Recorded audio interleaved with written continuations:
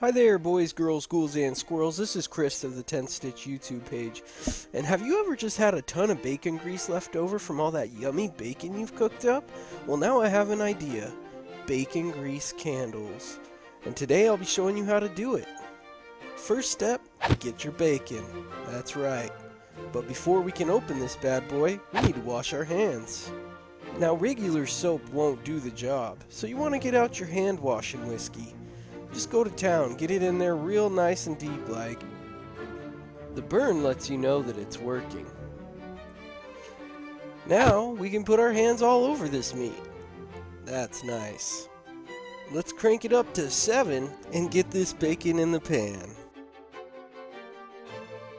You're gonna want to cook the bacon for approximately 2 to 3 minutes on each side until browned. And make sure not to overcook the bacon and burn it, because we really want this grease to smell good and not like burnt up bacon grease.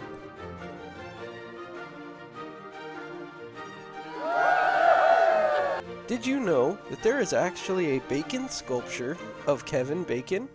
An artist named Mike Lehue used 7 bottles of bacon bits and a lot of glue.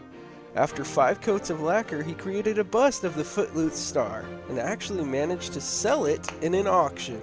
You are so welcome for that fun fact. Now that we have the bacon all cooked and ready to go, take it out of the pan and let's slap some new bacon in there. We're going to need a lot more grease to make our candles.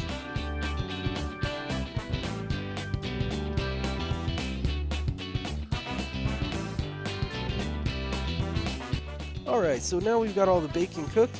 You're going to want to strain your grease and make sure you get all the floaty stuff, all the black crud that's in there. It doesn't look very good in your candle. So this is what I had on hand. I'm sure you could probably find something better, like a coffee filter or some other filter. For the next step, you're going to want to get out whatever container you're using to make your candles. I have these handy mason jars on hand, but you might have old tea light candles, a can, anything that can hold bacon grease will work.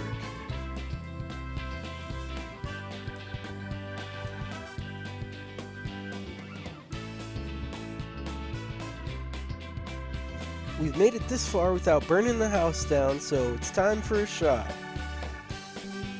Cheers! And now we gotta bust out our hemp or twine or whatever you decide to use for a wick. Many things can be used. And just take another shot.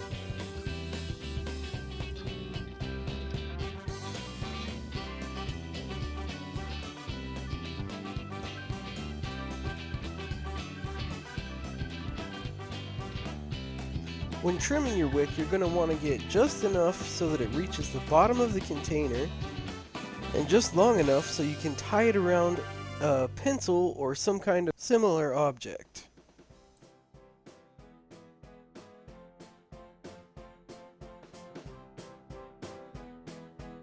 Now that it's tied on there quite firmly, we're just going to want to take one more shot, just to make sure.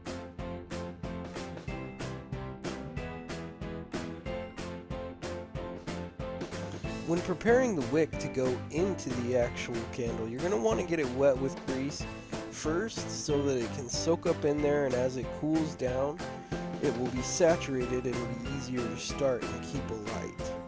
Then you just want to center it in the middle of the candle and put it in the fridge. It's going to probably have to sit for about 2 hours to firm up. So while that's happening, and you get it all set up and ready to go, you're just going to want to take one more shot. I know I said one more, but maybe another shot. It's no big deal.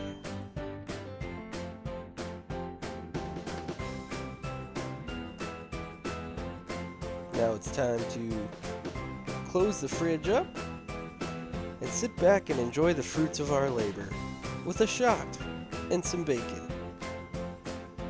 That's really tasty. It's been 2 hours, our candles are hardened up. Now we need to use a cutting implement to trim the wick off of the pencil. Now our candle's all done. This is the final product. As you can see, it's still got some sediment in the bottom, but that shouldn't do any harm, and if you really want to get rid of it, just filter it more. Due to the grease and how it burns, this is a smokeless candle, and it'll last for a good 8 hours as far as my testing went. So thank you so much for joining me on this journey. I hope that you've enjoyed yourself, maybe learned something about some emergency preparedness, and had a couple laughs. Don't forget to like and subscribe, and see you next time. Voy a cantar esta canción con mucho cariño de mi corazón a la República Dominicana, la casa del merengue y la casa de la bachata. Voy a cantar esta canción